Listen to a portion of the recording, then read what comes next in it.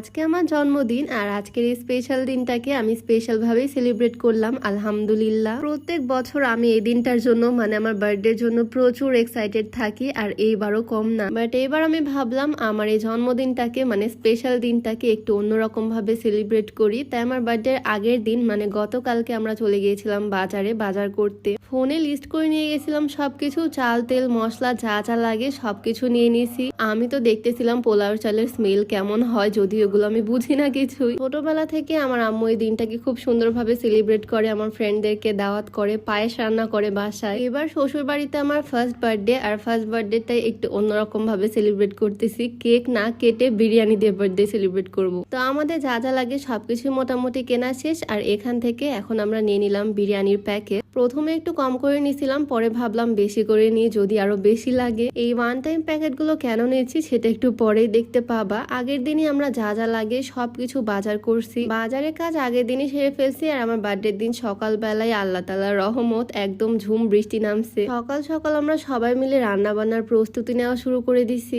এতগুলো খাবার আর একে আজকে জুম্মার দিন, তাই নামাজের আগে সবকিছু সকাল সকাল কমপ্লিট করতে হবে। ভোরবেলা আজকে সবাই উঠছি, ফজরের পরে সবকিছু শুরু করে দিছি কাজ। বিরিয়ানি রান্নারই পূর্ব প্রস্তুতি চলতেছে। এখানে মুরগির মাংস দিয়ে বিরিয়ানি রান্না করা হবে। এই ধরনের বিরিয়ানি আমার নিজের কাছে অনেক ভালো লাগে, আর যখন একসাথে অনেক রান্না করা হয় আমার মনে হয় তখন টেস্টটাই বেড়ে যায়। অনেক সুন্দর স্মেল আসতেছে, আর কি সুন্দর হয়েছে দেখো, দেখতেই ভালো লাগতেছে। যেহেতু অনেক চালের বিরিয়ানি রান্না করা হবে আর এত বড় পাত্রে বাসায় রান্না করা সম্ভব না, তাই দুইবারে রান্না করা হচ্ছে। প্রথমে একটা সসপ্যানে রান্না করে নিল, আর পরে আর একটা বড় পাতিলে রান্না করা হচ্ছে বিরিয়ানি। সকাল সকালে আমাদের বড় বড় দুই পাত্র ভর্তি বিরিয়ানি রেডি। আর এখন আমরা সবাই মিলে এগুলোকে প্যাকেট করব। বাসার সবাই মিলে কাজ ভাগাভাগি করে নিছি। আমার হাজবেন্ড আর ননদিনী এদিকে প্যাকেট গুলোকে রেডি করতেছে, লেবু শসা সবকিছু দিয়ে দিচ্ছে প্যাকেট গুলোতে। সবাই মিলে একসাথে কাজ করলে অনেক তাড়াতাড়ি হয়ে যায়, তাই না? আমরা সকাল 11টার আগে সবগুলো কাজ কমপ্লিট করে একদম প্যাকেট করে ফেলছি। আর এগুলোকে বড় বড় ব্যাগের মধ্যে ভরা হচ্ছে যাতে নিয়ে যেতে সুবিধা হয়। আজকে যেহেতু জুম্মার দিন, তাই নামাজের আগে আমরা এগুলো নিয়ে বের হয়ে পড়লাম। 4 ব্যাগ হয়েছে।